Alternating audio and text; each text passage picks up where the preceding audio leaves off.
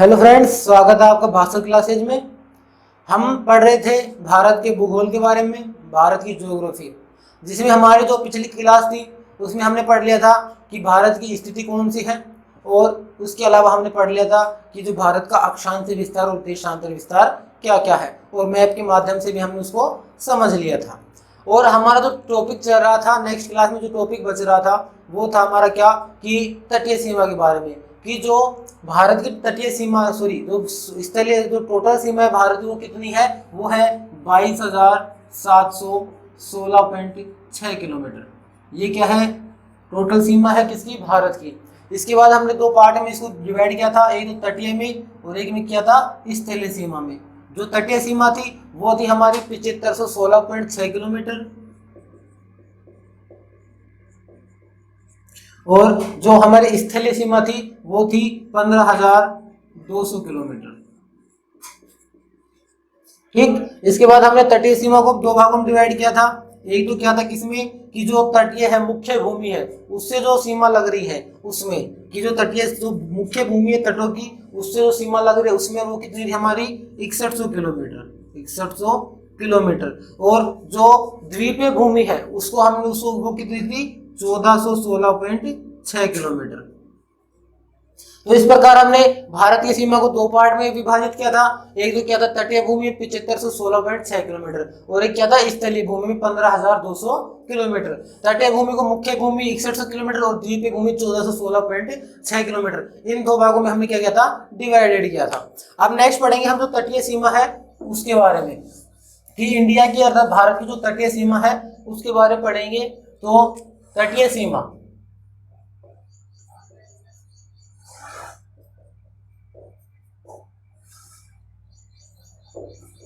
जो तटीय सीमा इसमें जो फर्स्ट है कि हमारा जो भारत का नक्शा है उसमें ये है हमारा तट, अर्थात जो दक्षिणी भारत है, दक्षिणी भारत के व्यू राज्य जो कि इधर अरब सागर से और इधर बंगाली खाड़ी से क्या करते हैं, अपनी सीमा बनाते हैं। तो उनके बारे में तो अब जो हमें तटीय सीमा पढ़ेंगे वो इस तट से, अर्थात जो राज्य के तट है, भारत के जो तट है उनसे और समुद्र की ओर कि कितनी दूरी तक कौन सा क्षेत्र क्या कहलाता है उनके बारे में पढ़ेंगे हम। तो इसमें जो पहला है वो है हमारा प्रादेशिक सीमा। जो पहला वो क्या है, प्रादेशिक सीमा।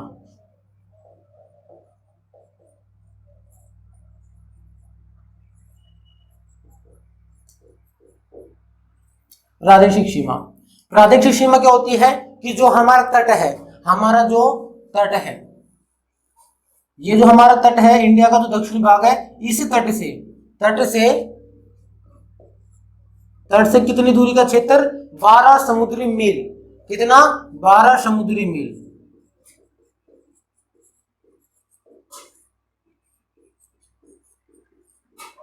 ये हमारा तट हो गया, जिसके ऊपर राज्य है गुजरात, महाराष्ट्र, गोवा। ये पश्चिमी तट है, ये पूर्वी तट है। इसके बारे में हम पढ़ेंगे। तो इस तट से या इधर के ये दो तट है, इन दोनों तटों से 12 समुद्री मील का जो क्षेत्र होता है, 12 समुद्री मील तक का जो क्षेत्र होता है वो क्या कहलाता है, वो कहलाता है प्रादेशिक सीमा कहलाता है। और जो समुद्री मील है, एक समुद्री मील बराबर,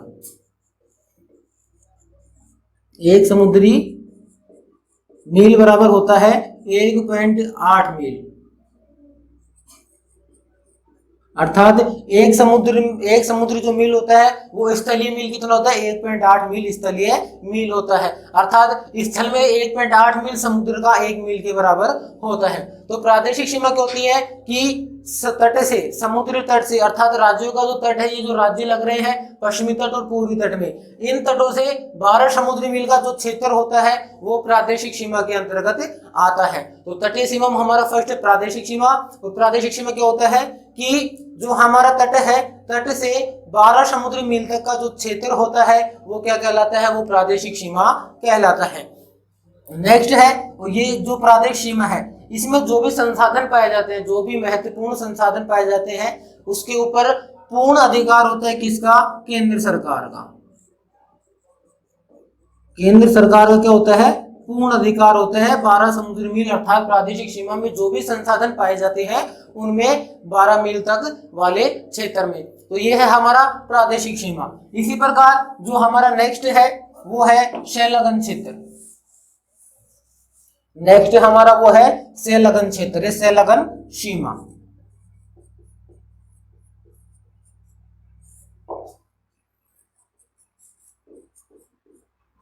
संलग्न सीमा, ये जो संलग्न सीमा होती है इसकी क्या डेफिनेशन है कि जिस प्रकार जो प्रादेशिक सीमा वो तट से कितनी दूरी पर दूरी वाला क्षेत्र है 12 समुद्री मील वाला क्षेत्र, उसी प्रकार जो संलग्न सीमा होती है वो कितनी होती है कि तट से 24 समुद्री मील, 24 समुद्री मील का जो क्षेत्र होता है वो क्या कहलाता है, वो संलग्न क्षेत्र कहलाता है। ये 12 समुद्री मील और ये जो संलग्न सीमा है वो कितना 24 समुद्री मील, और एक समुद्री मील बराबर कितना होता है 1.8 मील होता है। जिस प्रकार इस जो प्रादेशिक सीमा है इसमें पूर्ण अधिकार, इसमें जो संसाधन पाए जाते हैं उसमें पूर्ण अधिकार केंद्र सरकार का होता है, उसी लगा जो संलग्न सीमा है इसके अंदर क्या हो जाता है, इसके अंदर सीमा शुल्क आरंभ हो जाता है। समुद्र का जो सीमा शुल्क है किसी भी देश का वो क्या हो जाता है, सीमा शुल्क आरंभ हो जाता है किसमें, संलग्न सीमा के अंदर आने के बाद। अर्थात कोई भी जो भी जहाज है जो अन्य देश से आ रहा है वो इस क्षेत्र में आते हैं उसके ऊपर सीमा शुल्क आरंभ हो जाएगा। तो तटीय सीमा फर्स्ट पार्ट है हमारा प्रादेशिक, सेकंड है हमारा संलग्न सीमा। इसके बाद जो नेक्स्ट है वो है अनन्य सीमा।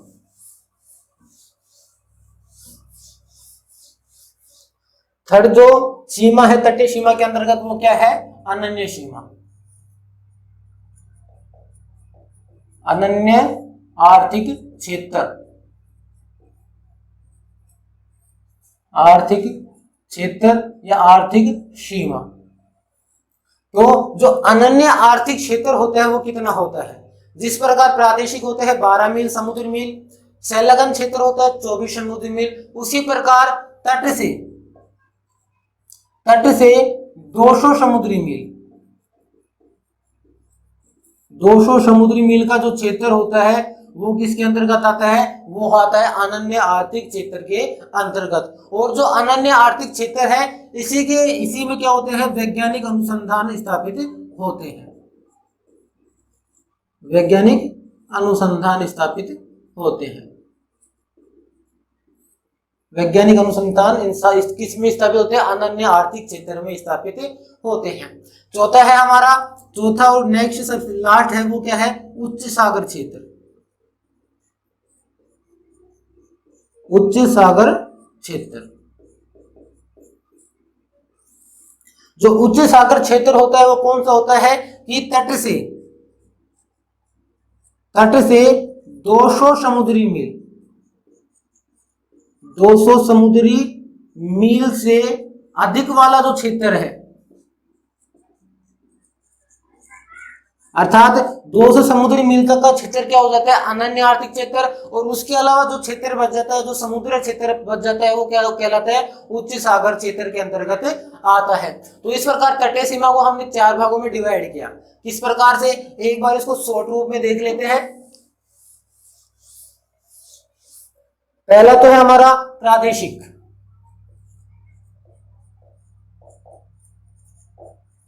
प्रादेशिक सीमा।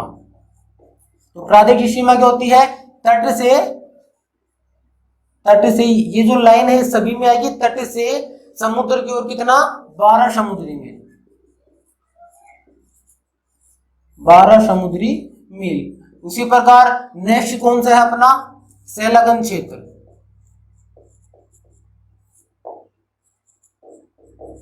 संलग्न क्षेत्र कितना होता है, 24 समुद्री मील।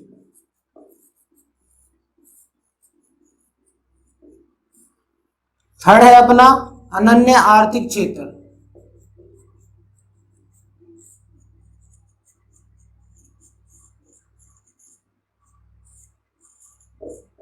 ये कितना होता है, तट से 200 समुद्री मील तक का क्षेत्र, 200 समुद्री मील तक का क्षेत्र। और चौथा है क्या, उच्च सागर क्षेत्र।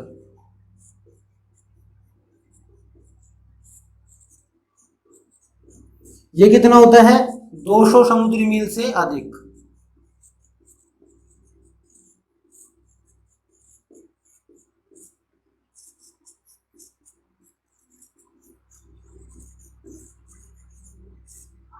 तो इस प्रकार तटीय सीमा को 4 भागों में डिवाइड किया है और उनकी जो ड्यूरेशन है, उनकी जो लंबाई है, उनको क्या इस प्रकार से क्या है तटीय सीमा है। आप इसका स्क्रीनशॉट भी ले सकते हो।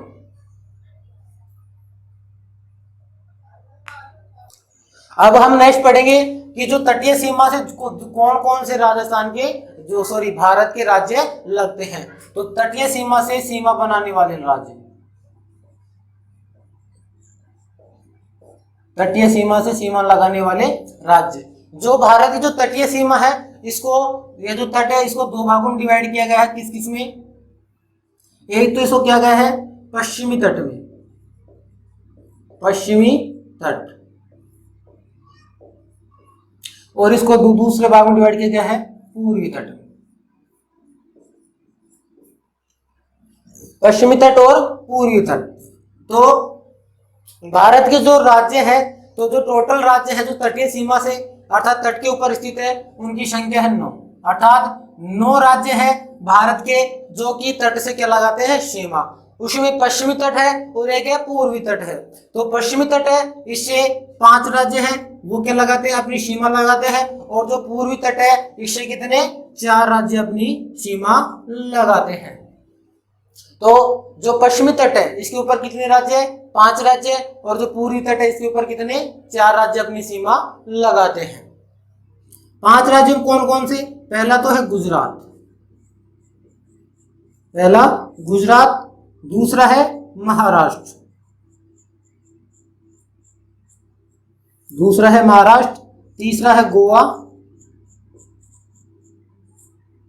चौथा है कर्नाटक, और 5वां है केरल। 5वां कौन सा है? केरल है। तो ये जो 5 राज्य हैं भारत के किसमें पश्चिमी तट पे अपनी सीमा लगाते हैं, और पश्चिमी तट की तरफ कौन सा है? अरब सागर, अरब सागर। अर्थात ये जो 5 राज्य हैं ये अरब सागर से क्या लगाते हैं अपनी पश्चिमी सीमा लगाते हैं, अर्थात पश्चिमी तट के ऊपर ये 5 राज्य हैं जो कि किस तरफ अपना सीमा बनाते हैं? अरब सागर की ओर अपनी सीमा बनाते हैं। नेक्स्ट है पूर्वी तट। पूर्वी तट पे 4 राज्य हैं जो अपनी सीमा लगाते हैं। इनमें कौन कौन सा? 4 राज्यों में एक है तमिलनाडु,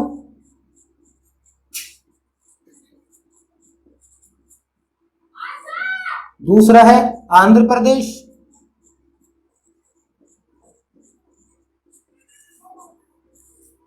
तीसरा है उड़ीसा, और जो पूर्वी तट से चौथा राज्य है वो है पश्चिमी बंगाल, पश्चिमी बंगाल।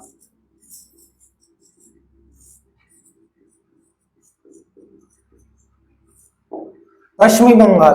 तो इस प्रकार जो तटीय सीमा है उससे इंडिया के कितने टोटल 9 राज्य हैं वो क्या लगाते हैं अपनी सीमा लगाते हैं।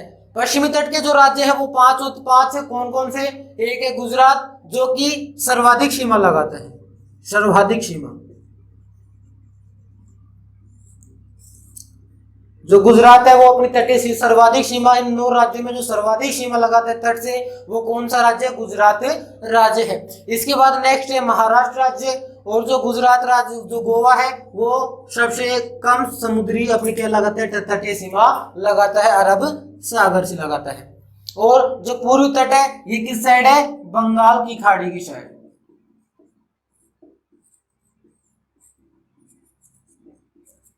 बंगाल की खाड़ी की तरफ ही क्या लगाते हैं अपनी सीमा लगाते हैं। तो ये तो 5 राज्य है पश्चिमी तट की साइड जो अपनी सीमा लगाते हैं वो, और ये 4 राज्य है जो कि पूर्वी तट की तरफ क्या लगाते हैं अपनी सीमा लगाते हैं। इनमें भी ये 2 इंपॉर्टेंट है, एक तो गुजरात और एक महाराष्ट्र। सर्वाधिक जो तटीय सीमा लगाता है वो गुजरात लगाता है, और सबसे कम जो तटीय सीमा लगाता है वो क्या? गोवा राज्य लगाता है, समुद्र से अर्थात तटों से अपनी सीमा लगाता है। तो आप इसका एक स्क्रीनशॉट भी ले लो।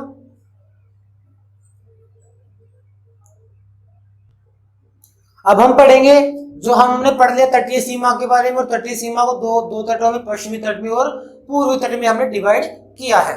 तो अब हम पढ़ेंगे पश्चिमी तट के बारे में।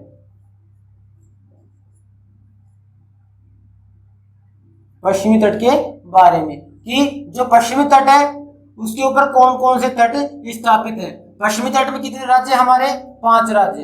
कौन कौन से हमने पढ़ लिया? गुजरात, महाराष्ट्र, गोवा, कर्नाटक और केरल है।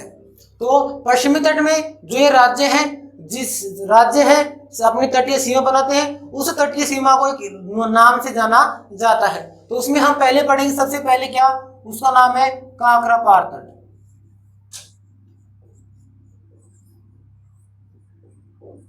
काकरापार तट, ये जो काकरापार तट है ये गुजरात राज्य क्या है? तटीय प्रदेश है। गुजरात राज्य का तटीय प्रदेश।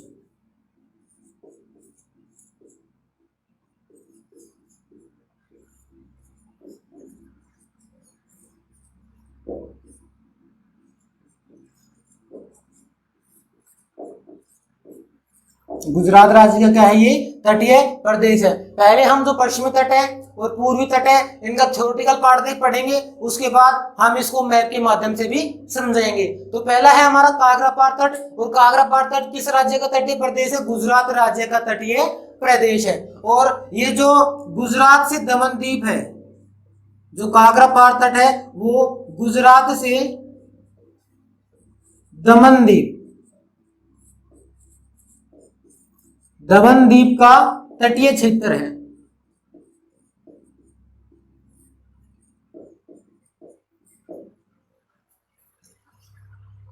जो काकरापार तट है वो गुजरात से दमन द्वीप का क्या है? तटीय क्षेत्र है। अर्थात गुजरात राज्य से और दमन द्वीप तक का जो भी तटीय क्षेत्र है वो क्या है? काकरापार तट, और मुख्य रूप से गुजरात राज्य का क्या है? तटीय प्रदेश है।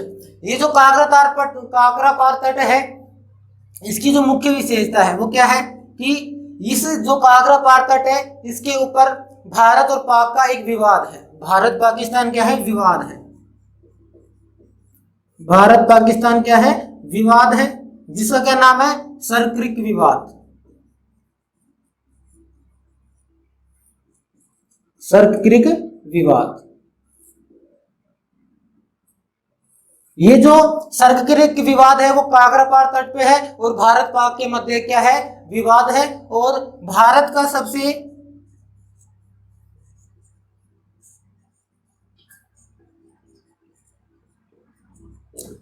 का सबसे लंबा सीमा विवाद है।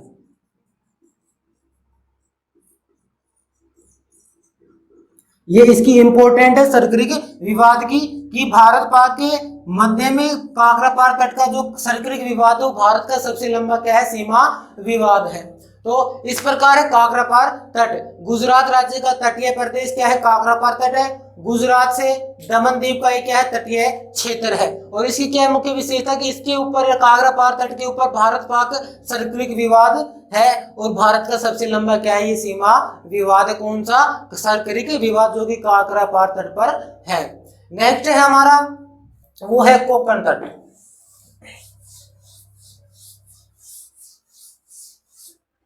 नेक्स्ट है सेकंड नंबर का वो है कोंकण तट।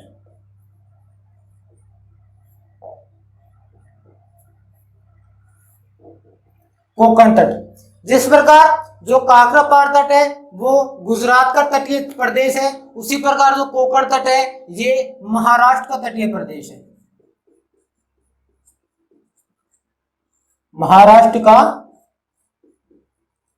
तटीय प्रदेश।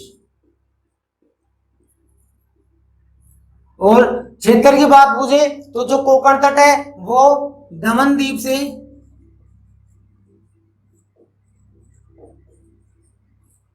गोवा तक का क्या है? तटीय क्षेत्र है।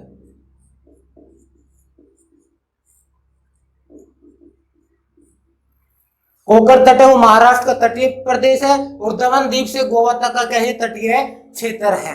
तो ये है कोंकण तट के बारे में। और जो कोंकण तट है इसके ऊपर 2 बंदरगाह भी स्थापित है। महाराष्ट्र में 2 बंदरगाह भी स्थापित है। एक तो है बॉम्बे हाई,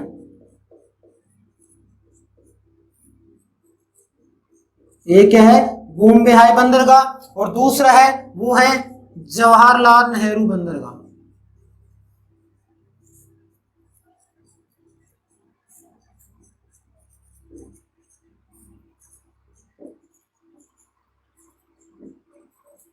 जवाहरलाल नेहरू बंदरगाह। ये जो दोनों बंदरगाह है बॉम्बे हाई और जवाहरलाल नेहरू बंदरगाह, ये कोकण तट के ऊपर स्थित है महाराष्ट्र में।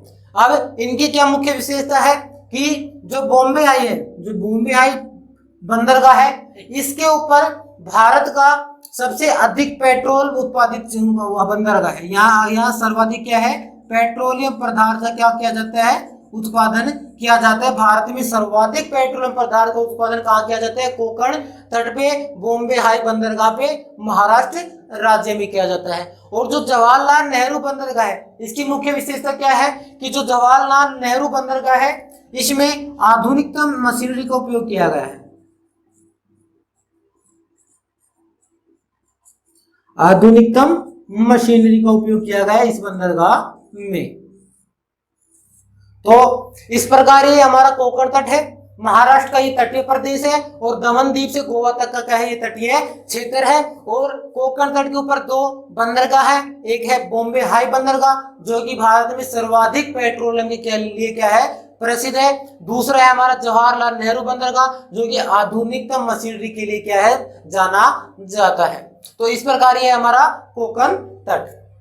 नेक्स्ट है हमारा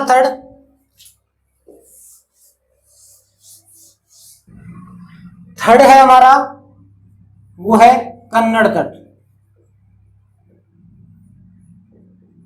कन्नड़ तट, ये जो कन्नड़ तट है ये कर्नाटक का क्या है, कर्नाटक का तटीय प्रदेश है। कर्नाटक का तटीय प्रदेश और इसका विस्तार कहां से कहां तक है, कहां का ये प्रदेश क्षेत्र है। तो जो कन्नड़ तट है वो गोवा से कर्नाटक के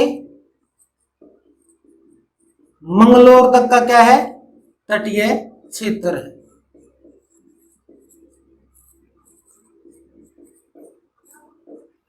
अर्थात इसका विस्तार कहां से कहां तक है, गोवा से कर्नाटक के मंगलोर तक इसका क्या है, कन्नड़ तट का विस्तार है।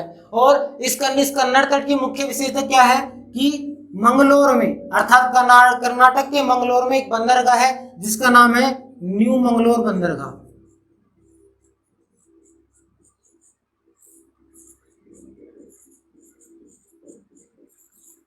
न्यू मंगलोर बंदरगाह है। और जो न्यू मंगलोर बंदरगाह है ये लोहे इस्पात के लिए प्रसिद्ध है।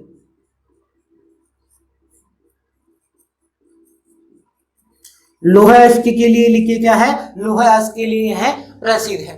तो कन्नड़ तट है। एग्जाम में इसके संबंधित एक क्वेश्चन किस प्रकार से पूछे जा सकते हैं कि बॉम्बे हाई बंदरगाह है वो कहां पर स्थित है, तो वो कोकण तट पर स्थित है महाराष्ट्र में। उसी प्रकार की न्यू मंगलोर बंदरगाह वो कहां स्थित है, कन्नड़ तट के ऊपर स्थित है कर्नाटक राज्य में। और यह लोहे इस्पात के लिए क्या है, ये लोहे इस्पात के लिए प्रसिद्ध है। और गोवा से कर्नाटक के मंगलोर तक का क्या है, ये कन्नड़ तट तटीय क्षेत्र है। गोवा से कर्नाटक के मंगलोर तक का जो एरिया है, तटीय जो एरिया है वो कन्नड़ तट के अंतर्गत आता है। अर्थात जो कन्नड़ तट का जो विस्तार है वो गोवा से कर्नाटक के मंगलोर तक का विस्तार है। तो इस प्रकार ये थर्ड है हमारा कन्नड़ तट। और जो हमारा फोर्थ है और सबसे लास्ट है वो है मालाबार तट। जो हमारा फोर्थ है वो क्या है, मालाबार तट।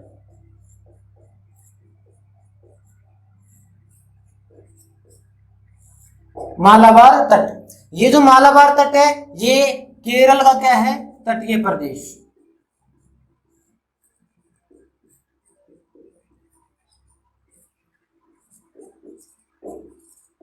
केरल का क्या है, ये तटीय प्रदेश है। अब ये जो मालाबार तट है इसकी जो मुख्य विशेषता है, अर्थात इससे एग्जाम में जो क्वेश्चन पूछे जाते हैं डायरेक्टली उनके बारे में बताता हूं। क्या, पहला तो जो मालाबार तट है, मालाबार तट पे भारत में सर्वप्रथम मानसून यहीं आता है। भारत में सर्वप्रथम मानसून का आगमन।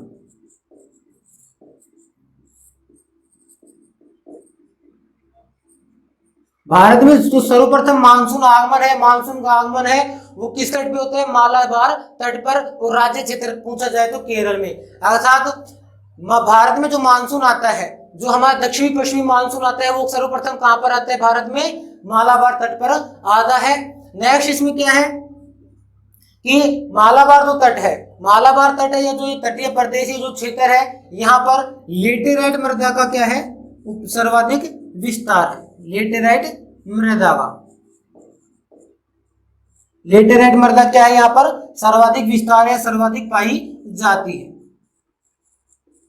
लेटेराइट मृदा यहाँ पर सर्वाधिक पाई जाती है केरल वाले क्षेत्र में या मालाबार तट के अंतर्गत। और जो ये लेटेराइट मृदा है, जो ये लेटेराइट मृदा है, ये जो लेटेराइट मृदा है, ये नारियल की खेती के लिए उपयोगी है।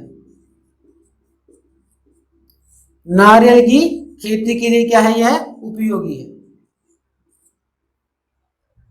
तो ये भी आपसे क्वेश्चन पूछा जा सकता है कि लेटेराइट मृदा का जो सर्वाधिक विस्तार है वो कहां पर है? मालाबार तट पर है। और ये जो मालाबार तट है, नेक्स्ट इंपोर्टेंट बात क्या है मालाबार तट में कि पश्चिमी तट का, हम पश्चिमी तट पढ़ रहे हैं, और ये जो मालाबार तट है ये पश्चिमी तट का दक्षिणतम बिंदु है। दक्षिणतम बिंदु या दक्षिणी क्षेत्र है। मालाबार तट क्या है? दक्षिणतम बिंदु है। और अगर इतिहास में देखें तो मालाबार तट है, मालाबार तट के ऊपर एक आंदोलन हुआ था जिसका नाम है मोकला आंदोलन। मोकला आंदोलन, ये जो है मालाबार तट पर हुआ था। मोकला आंदोलन क्यों हुआ था? ये किसके द्वारा किया गया था? किसानों के द्वारा किया गया था। और किसके खिलाफ? नील की खेती के लिए। अर्थात मोकला आंदोलन है वो नील की खेती के लिए किसानों के द्वारा कहां पर किया गया था? मालाबार तट पर किया गया था। तो मालाबार तट है वो किसका तटीय प्रदेश है? वो मालाबार तट वो केरल का क्या है? तटीय प्रदेश है। और भारत में जो सर्वप्रथम मानसून आगमन है, अर्थात भारत में जो सर्वप्रथम मानसून आता है, दक्षिणी पश्चिमी मानसून या कहें कि ग्रीष्म मानसून है, जो ग्रीष्म ऋतु में जो मानसून आता है भारत में, वो सर्वप्रथम मालाबार तट पर ही आता है। अगर आपसे जगह पूछी जाए तो क्या है? मालाबार तट। और राज्य क्षेत्र पूछा जाए तो क्या है? केरल है। और ये जो क्षेत्र है मालाबार तट का जो क्षेत्र है वो क्या है? उसमें सर्वाधिक जो मृदा पाई जाती है, सर्वाधिक किस मृदा का यहाँ पर सर्वाधिक विस्तार है? वो है लेटेराइट मृदा, जो कि नारियल की खेती के लिए क्या है? उपयोगी मानी जाती है। और पश्चिमी तट है किसका? पश्चिमी तट का जो दक्षिणतम बिंदु है, हम पश्चिमी तट पढ़ रहे हैं जिसमें हमने काकरापार तट पढ़ लिया, कोकण तट पढ़ लिया, कन्नड़ तट पढ़ लिया, और लास्ट है हमारा मालाबार तट। तो पश्चिमी तट का जो सबसे दक्षिणतम बिंदु है वो कौन सा है? मालाबार तट है। इस प्रकार से मालाबार तट अपना कंप्लीट होता है। अब हम पढ़ेंगे इसके बारे में, हमारा जो पूर्वी तट है उसके बारे में। अब हम पढ़ेंगे पूर्वी तट के बारे में।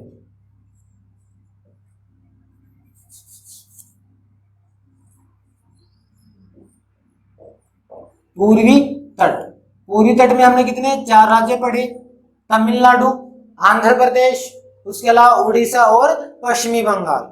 तो ये है पूर्वी तट के 4 राज्य जो कि पूर्वी तट के ऊपर लगते हैं, अर्थात बंगाल की खाड़ी से अपना तटीय क्षेत्र लगाते हैं। इसमें 2 तटीय प्रदेश है, एक तो है कोरोमंडल तट, एक का क्या नाम है? कोरोमंडल तट। एक है कोरोमंडल तट। ये जो कोरोमंडल तट है, जिस प्रकार हमने उसमें क्षेत्र पढ़ा था जिसमें काकरापार तट में, कोकण तट में, कन्नड़ तट में और मालाबार तट में, उसी प्रकार जो कोरोमंडल तट है ये तमिलनाडु का तटीय क्षेत्र है, तटीय प्रदेश है तमिलनाडु का। तमिलनाडु क्या है? ये तटीय प्रदेश। तमिलनाडु का क्या है? ये तटीय प्रदेश है। और कन्याकुमारी से, कन्याकुमारी, कन्याकुमारी हमने कल विस्तार में पढ़ा था, 8 डिग्री 4 मिनट कन्याकुमारी, जो कि भारत का दक्षिणतम बिंदु है, स्थलीय दक्षिणतम बिंदु है। और वैसे देखा जाए तो ग्रेट निकोबार में है इंदिरा पॉइंट, वो दक्षिणतम बिंदु है 6 डिग्री 4-5 मिनट, ये 45 मिनट। तो ये जो कोरोमंडल तट है ये कन्याकुमारी से और विशाखापट्टनम तक का क्षेत्र है, विशाखापट्टनम, आंध्र प्रदेश।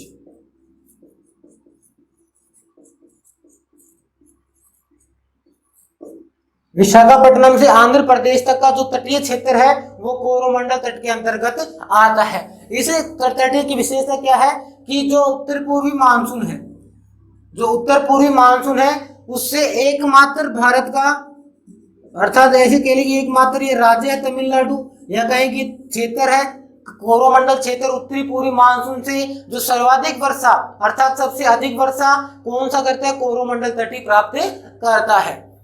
नेक्स्ट दूसरा है वो है उत्तरी सरकार, उत्तरी सरकार। जो उत्तरी सरकार का क्षेत्र है वो है विशाखापट्टनम से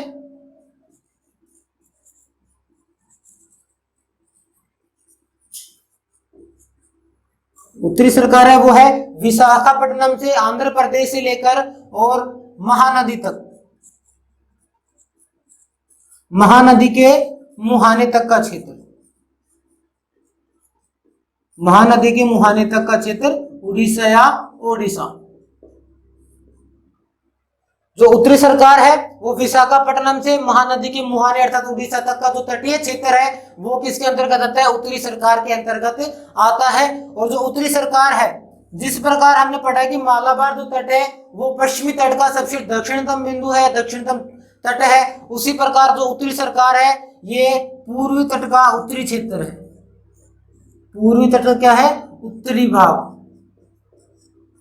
उत्तरी भाग या उत्तरी क्षेत्र है। तो पूर्वी तट के बारे में, पूर्वी तट में दो ही तट आते हैं, एक तो कोरोमंडल और दूसरे तट का नाम है उत्तरी सरकार। जो कोरोमंडल तट है वो तमिलनाडु का तटीय प्रदेश है, कन्याकुमारी से विशाखापट्टनम तक का जो तटीय क्षेत्र आता है वो कोरोमंडल के अंतर्गत आता है। और विशाखापट्टनम से और महानदी के मुहाने तक का जो क्षेत्र है, उड़ीसा तक का जो क्षेत्र है वो आता है उत्तरी सरकार के अंतर्गत आता है। तो इस प्रकार हमारे पश्चिमी तट और पूर्वी तट के बारे में कंप्लीट है। अब हम इसको किसके माध्यम से, मैप के माध्यम से समझने की कोशिश करेंगे। फ्रेंड्स ये है हमारा भारत का मैप। अब इसमें हम पश्चिमी तट और पूर्वी तट के बारे में देखेंगे। तो ये है हमारा पश्चिमी तट, ये हमारा क्या है, पश्चिमी तट, अर्थात ये कौन सा है, हमारा अरब सागर, अरब सागर। और ये है पूर्वी तट, बंगाल की खाड़ी, बंगाल की खाड़ी वाला क्षेत्र है। जो हमारा पश्चिमी तट है ये है हमारा पश्चिमी तट,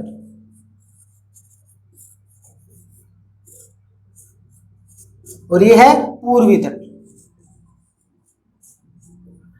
पूर्वी तट से 4 राज्य लगते हैं और पश्चिमी तट से 5 राज्य क्या लगते हैं, अपनी सीमा बनाते हैं। अब हम इसमें पढ़ रहे हैं कि जो पश्चिमी तट है उसमें कहां से कहां तक का क्षेत्र वो क्या कहलाता है, काकरापार तट।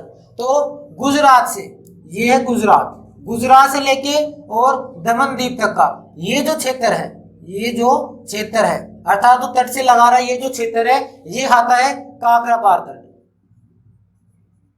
काकरापार तट, ये काकरापार तट के अंतर्गत आता है। और यहाँ पर क्या है, भारत का सबसे बड़ा सीमा विवाद है जिसका नाम है सरक्रिक सीमा विवाद। कौन सा, सरक्रिक, सरक्रिक सीमा विवाद है। और इसके बाद नेक्स्ट है हमारा कोंकण तट, जो दमनद्वीप है, दमनद्वीप से लेके दमनद्वीप, उसके बाद महाराष्ट्र, महाराष्ट्र से लेके गोवा, अर्थात ये जो क्षेत्र है महाराष्ट्र दमनद्वीप से लेके गोवा तक का जो क्षेत्र है ये आता है हमारा कोंकण तट।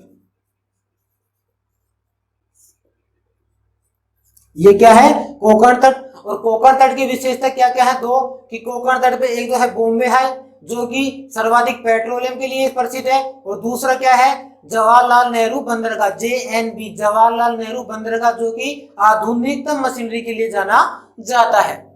इसके बाद गोवा से लेके और कर्नाटक, कर्नाटक के मंगलोर का जो क्षेत्र है, मंगलोर तक का जो क्षेत्र है वो है कन्नड़ तट,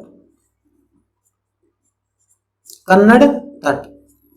और कन्नड़ तट की विशेषता क्या है कि यहाँ पर न्यू मंगलोर, जो मंगलोर है, कर्नाटक का जो मंगलोर एरिया है वहां पर न्यू मंगलोर बंदरगाह है जो कि लोहे आइस के लिए प्रसिद्ध है या जाना जाता है।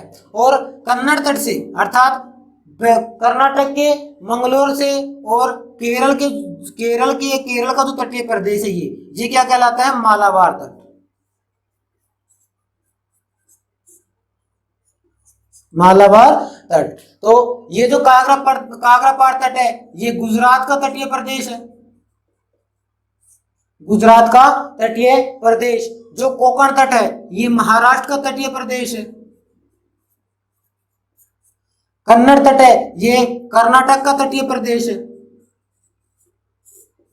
और जो मालाबार तट है ये केरल का तटीय प्रदेश है। केरल क्या है? ये तटीय प्रदेश है। मालाबार तट के बारे में क्या? पहला तो भारत में सर्वप्रथम जो दक्षिण पश्चिमी मानसून आता है वो मालाबार तट पे आता है। यहाँ पर लेटेराइट मृदा की सर्वाधिक क्या है? अधिकता है, इसलिए ये नारियल की खेती के लिए क्या है? उपयोगी है। और एक बात और नोट कर लेना फ्रेंड्स कि जो मालाबार तट है यहाँ पर भारत का सर्वाधिक जो आणविक जो पदार्थ है थोरियम, तो भारत में जो सर्वाधिक आणविक पदार्थ थोरियम जो पाया जाता है वो मालाबार तट पर ही पाया जाता है। भारत में सर्वाधिक जो थोरियम है, आणविक पदार्थ जो थोरियम है वो मालाबार तट पर ही पाया जाता है।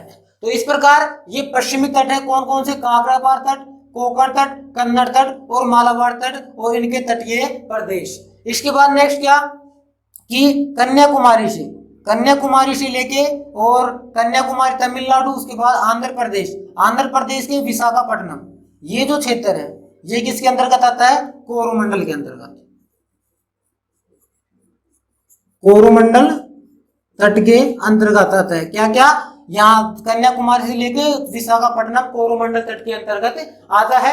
और यही एक तट है, या कहें कि मुख्य रूप से जो तमिलनाडु होता है वो जो उत्तरी पूर्वी जो मानसून होता है उससे सर्वाधिक जो, या कहेंगे एकमात्र ऐसा राज्य है जो सर्वाधिक जो क्या है वर्षा प्राप्त करता है किससे? उत्तर पूर्वी मानसून से, जो कि कोरोमंडल तट के अंतर्गत आता है। इसके बाद विशाखापट्टनम आंध्र प्रदेश से लेके और महानदी की मुहाने तक का जो क्षेत्र है वो क्या कहलाता है?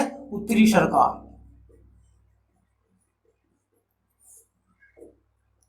उत्तरी सरकार के अंतर्गत आता है।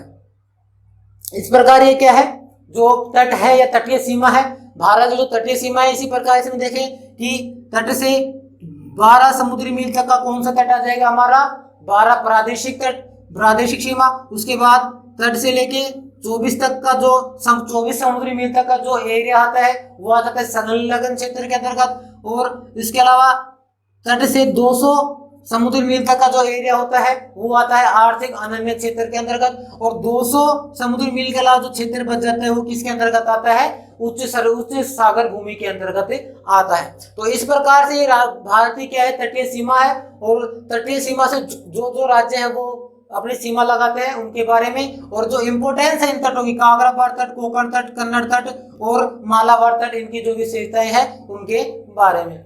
फ्रेंड्स ये हमारा कंप्लीट है तटीय क्षेत्र और तटीय जो सीमा है उसके बारे में। और अब हम नेक्स्ट क्लास में पढ़ेंगे राजस्थान की स्थलीय सीमा, और राजस्थान से जितने भी इफेक्ट है, जैसे राजस्थान है उसमें सबसे बड़ा राज्य कौन सा है, सबसे छोटा कौन सा है, इनके बारे में हम विस्तृत से पढ़ेंगे। जब तक आप इस क्लास को सब अधिक से अधिक शेयर करें, आप सभी का प्यार हम पे ऐसे बनाए रखें, और हमारी तरफ से आपको ज्यादा से ज्यादा नॉलेज दी जाएगी, जितना मेरा होगा, जितना मैं जान सकूंगा, जितना मैं प्राप्त कर सकूंगा, किसी भी माध्यम से मैं आप तक पहुंचाने की कोशिश करूंगा। जय भारत, जय हिंद, धन्यवाद फ्रेंड्स।